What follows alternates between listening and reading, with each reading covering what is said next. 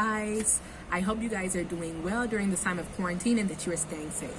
In this video, I'm going to talk about how life has been here in Madrid during the quarantine. So Madrid is one of the biggest cities that has been impacted by quarantine, but the government recently declared sort of kind of like a de-escalation plan because the rates and the deaths have been decreasing and declining, and so that's good. But what I'm going to do is talk about how life has been throughout this entire time. So on March 15th, the government declared a state of alarm, which is level 4, meaning the entire city was on shutdown. So technically the students sort of kind of went on shutdown on March 11th. Me being an English teacher, an English coordinator for a school here in Madrid, there was no school starting Wednesday, March 11th. But because they declared a state of alarm on the 14th, the actual implementation didn't happen until March 16th for the general public.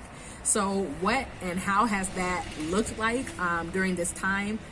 So during basically like week 1, there was a lot of panic. So a lot of panic buying, going to the stores, there were super long lines, and in the stores there were no rice.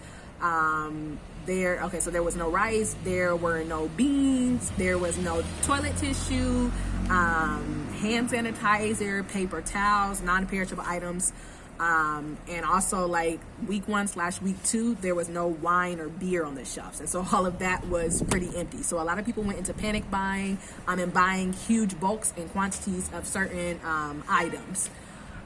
With that being said, like the week 2, due to the panic, they started implementing security in the store. So you have to wait in a long line in the store, and during the morning time, elderly individuals, so 65 years and older, had priority to buy products, and so they were able to enter the stores first. But after that, basically there was a capacity that each store had, and so once that capacity was full, you had to wait in line, and the doors were locked until the security allowed you to pass.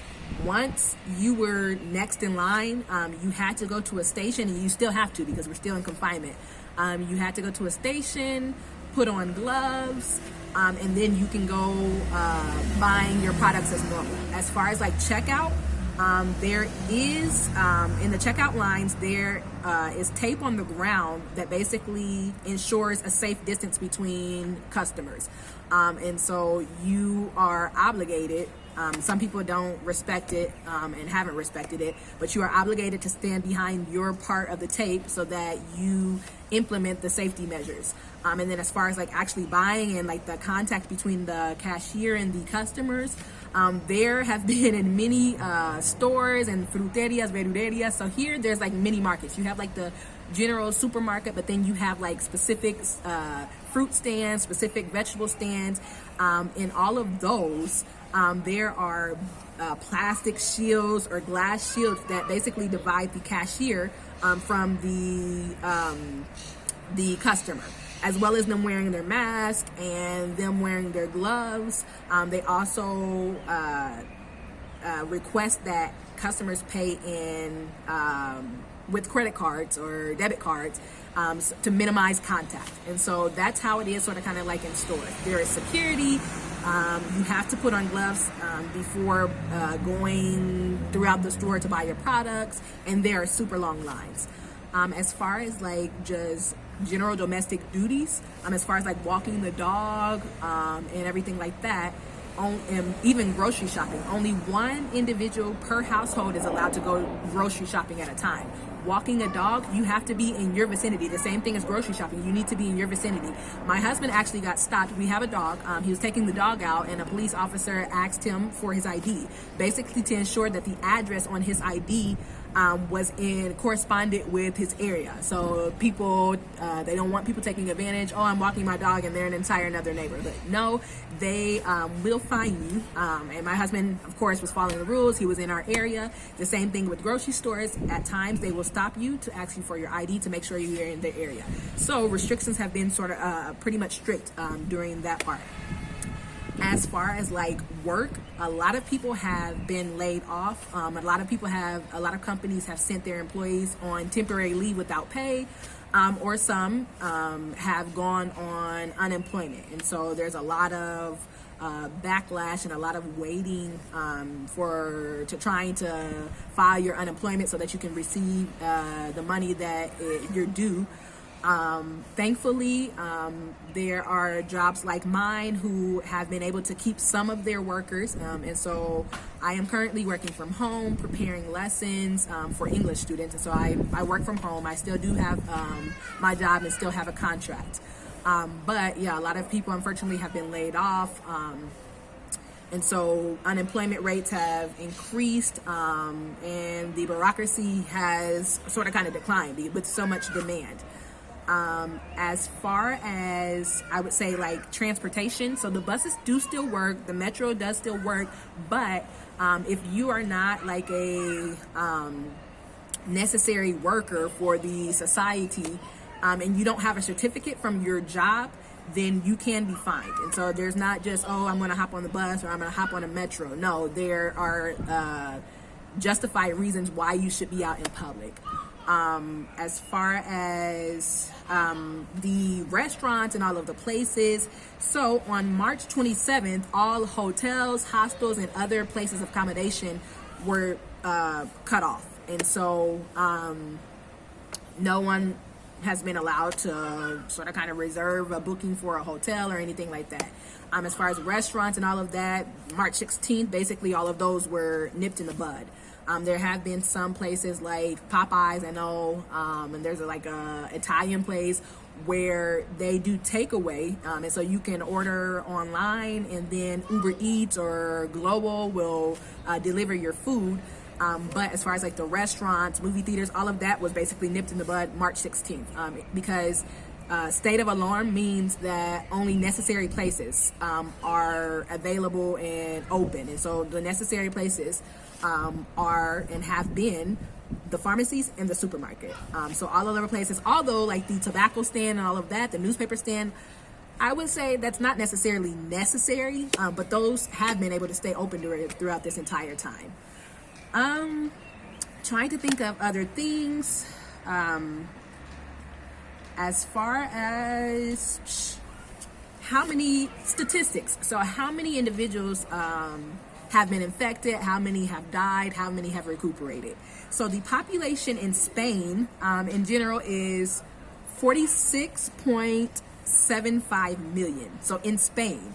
In Madrid, the population is 6,559,000 individuals.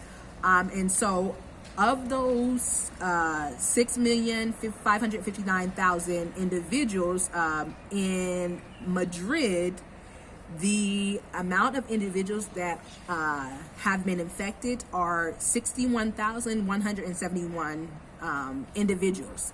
And then those that have died in Madrid have been 24,543, and those who have actually recovered and recuperated have been 112,050 individuals.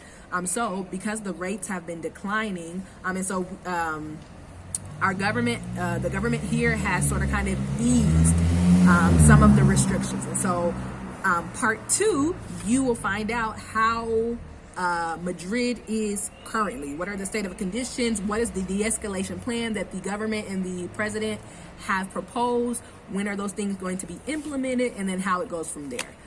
Hopefully this gives you a general idea of how things sort of kind of have been here in Spain.